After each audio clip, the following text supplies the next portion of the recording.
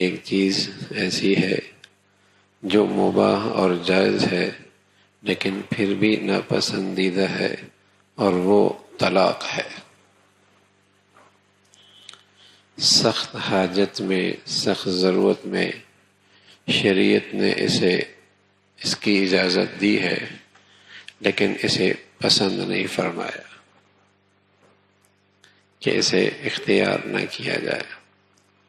حتی الامکان اسے آپس کے ملاپ کی زندگی اختیار کی جائے۔ مسلمانوں کی زندگی میں جب اسلام کی زندگی اور اس کے اخلاق موجود تھے تو یہ واقعات شاد و نادر ہوا کرتے تھے، شاد و نادر، ہزاروں میں۔ لیکن بدقسمتی سے اسلامی زندگی سے دور ہو گئے۔ اس کا نتیجہ یہ ہوا کہ یہ واقعات بہت کثرت سے درپیش آنے لگے۔ اور میرے عزیزو، جب گھروں کی زندگی اچھی نہیں ہوگی تو پھر وہ قوم اور وہ معاشرہ، وہ سوسائٹی کبھی اچھی ہو ہی نہیں سکتی۔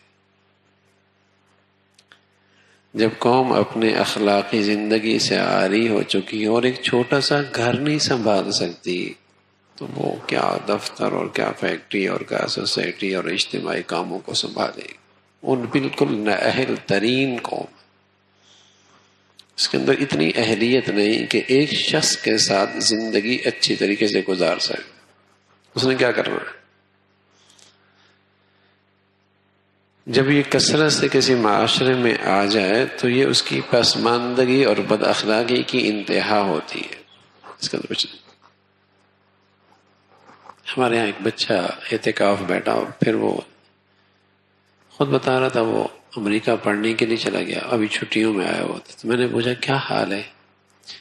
کہنے لگا جس کلاس میں ہوں نا، اس کلاس میں جتنے بچے ہیں سب کے ماں باپ میں علیحدگی ہوئی ہے، سوائے ایک لڑکے کے جس کے ماں باپ میں علیحدگی تو نہیں، لیکن وہ دونوں اکٹھے بھی نہیں رہتے، جب بھی اکٹھے ہوتے لڑائی ہوتی۔ اور وہ مجھے دیکھ کر حیرت کرتے ہیں کہ تمہارے ماں باپ 25-30 سال سے اکٹھے رہ رہے ہیں، بڑے حیران ہوتے ہیں۔ تو ان کی حیرانگی تو بجا ہے، ان کے پاس وہ دولت ہی نہیں ہے جس میں شوہر بیوی کے ساتھ انصاف کر سکے اور بیوی اپنے شوہر کے ساتھ انصاف کر سکے، جس سے بیٹا باپ سے انصاف کر سکے، باپ اپنے بیٹے سے انصاف کر سکے، اور انصاف کے بدولت ان کے دل آپس میں محبت سے بھری ہوئی ہیں۔ وہ تو ان کی حیرانگی بجا ہے، ان کے پاس یہ دولت ہے ہی نہیں۔ لیکن بدقسمتی ان مسلمانوں کی جو اتنی قیمتی دولت کے ناقدری کر رہے ہیں، اور ہنستے بستے گھر ان کے اجڑ، ہنستے بستے گھر۔ ان کتنے ارمانوں سے ایک باپ اپنی بیٹی کو روانہ کرتا ہے، اور ماں اپنے بیٹی کو رخصت کرتی، لیکن خوشیاں کتنا دیکھتی۔ ایسا لگتا ہے جانے سے پہلے جو پریشانیاں تھیں، بھیجنے سے پہلے، اب بھیجنے کے بعد وہ پریشانیاں اور بڑھ گئی۔ اور کتنی امیدوں سے اور کتنے جسے کہیں کہ خوشیوں سے ایک باپ اپنے بچے کے لیے بہو لے کے آتا ہے، لیکن اس گھر میں بیچارہ بہار کتنی دیکھتا ہے۔ اس بے دینی کا نتیجہ ہے، اس بے حیائی کا نتیجہ ہے کہ یہ چیزیں اب کثرت سے ہونے لگی۔ اچھا، اب یہ عیب بھی نہیں رہی، یعنی لڑکا تو لڑکا کہ وہ اس کے ساتھ رہنا نہیں چاہتا۔ آج کی اس نئی روشنی کی تعلیم نے لڑکیوں کے ذہن میں یہ بنا دیا وہ بھی نہیں رہنا چاہتے۔ اگر آپ عدالتوں میں جائیں گے تو حیران ہوں گے کہ کتنے کیسز دائر کی ہوئی ہیں، طلاق سے بھی زیادہ خلا کے ہیں، رہنا ہی نہیں چاہتے۔ ذرا سی طبیعت کے خلاف احوال پیش آئے نہیں رہنا چاہتے۔ تو آج کا نوجوان نہ رکھنا چاہتا ہے اور نہ آج کی لڑکی رہنا چاہتی۔ اس نئی روشنی کی تعلیم نے ایسی سازی کی، کیا حرج ہے دوسری کر لیں گے، کیا حرج ہے تیسری کر لیں گے، دوسری کر لیں گے، کیا حرج ہے تیسری کر لیں گے، کئی حرج چوتھی کر لیں گے۔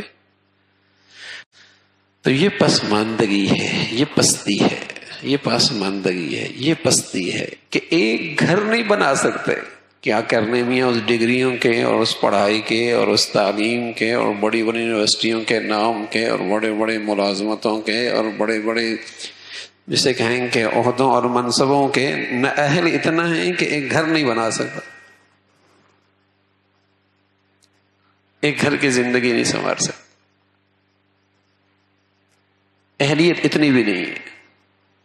تو پہلے زندگیاں گزر جایا کرتی تھی.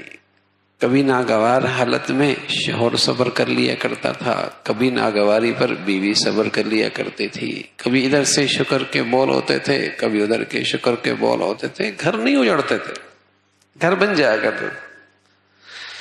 صبر شکر سے یہ زندگی کی گاڑی چلتی رہتی تھی. اس لیے کہ ایک گھر کا ٹوٹنے کا مطلب خاندان متاثر ہوتا ہے، پورا خاندان متاثر ہوتا ہے.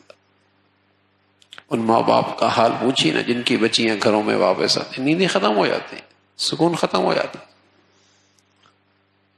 خاندان پورا متاثر ہوتا. تو یہ دولت اسلام کے ساتھ تھی کہ گھر بن جایا کرتے تھے، محبتیں ہوتی تھی. اور شریعت نے اس کی اجازت دی ہے، لیکن ساتھ یہ بھی فرمایا کہ ناپسندیدہ چیز ہے اور اس کا اب وقوع اور سلسلہ بڑھتا ہی چلا جا رہا.